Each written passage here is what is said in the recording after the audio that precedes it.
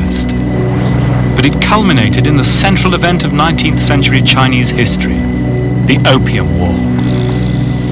The point of the opium trade simply was to sell opium to China, but in practice that meant getting as many Chinese people addicted to the drug as possible. But opium was prohibited in China and had an almost negligible local consumption, so it had to be sold illicitly in bulk from the one permitted trading post on the mainland, Canton, and from offshore bases like this one. The indispensable link in this setup was India. There, the British imperial possessions had grown in the last decades of the 18th century.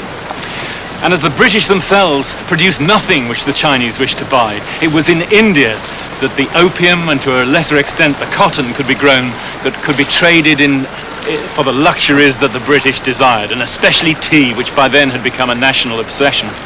And so an infernal triangle was set up between Britain, China and India, which parallels the tragic triangle of the previous century between Africa, the Caribbean and Europe, the slave trade. And this was no small business, incredible as it may sound. In the early 19th century, opium was the biggest single trade anywhere. It is as if today the Colombian drug barons possessed such a powerful fleet that they were able to sail into San Francisco Bay and compel a large portion of the population of the United States to become addicted to heroin and cocaine, and to wipe out the US fleet if it intervened.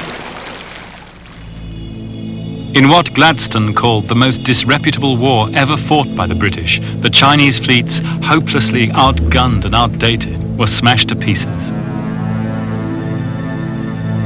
Defeated by the very technology which they had invented but let stand still. For the Chinese, defeat was a shattering revelation, forced now to watch impotent as the Western barbarians, their cultural inferiors, now began to carve up the Middle Kingdom into colonies with the same greedy relish that they had scrambled for Africa and dismembered India.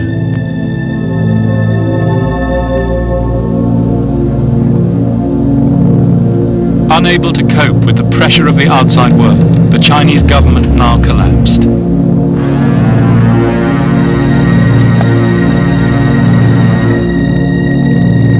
Chinese people were treated like animals in their own land by the Western imperialists, harnessed to polo traps for sport, banned along with dogs in their own public parks.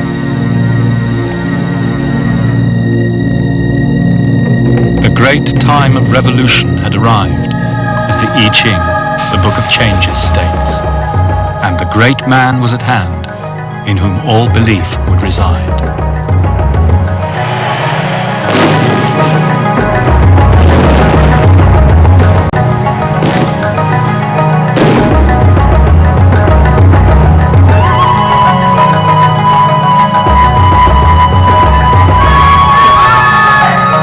In 1949, Mao and the Communists took power on a tide of emotion and optimism, after years of civil war, famine and foreign rule.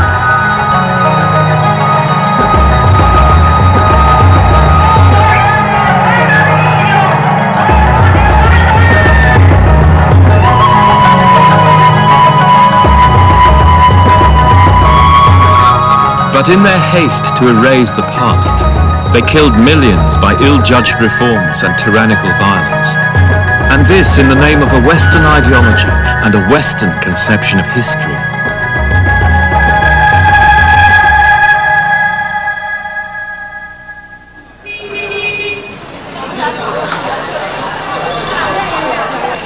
Today, the Chinese people are living through a time of great opportunity. Still without political power, they're poised nonetheless to become an economic giant. They could regain their place as the greatest of all civilizations. But when their rulers crushed the democracy movement here in Tiananmen Square in 1989, they showed the old fear of authoritarians throughout history, the fear of the past to discredit the present.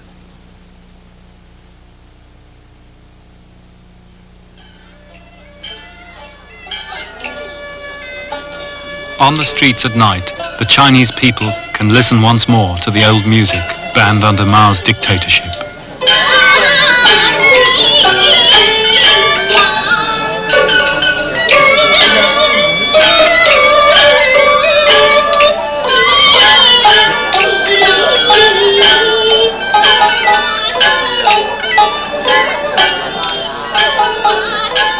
In the I Ching, the ancient Chinese book of divination, there is a hexagram entitled revolution.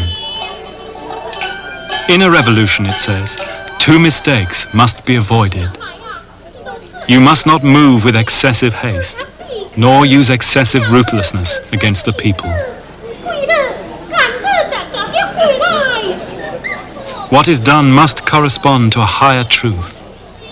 A revolution not founded on inner truth will come to grief. For in the end, the people will support only what they feel in their hearts to be just.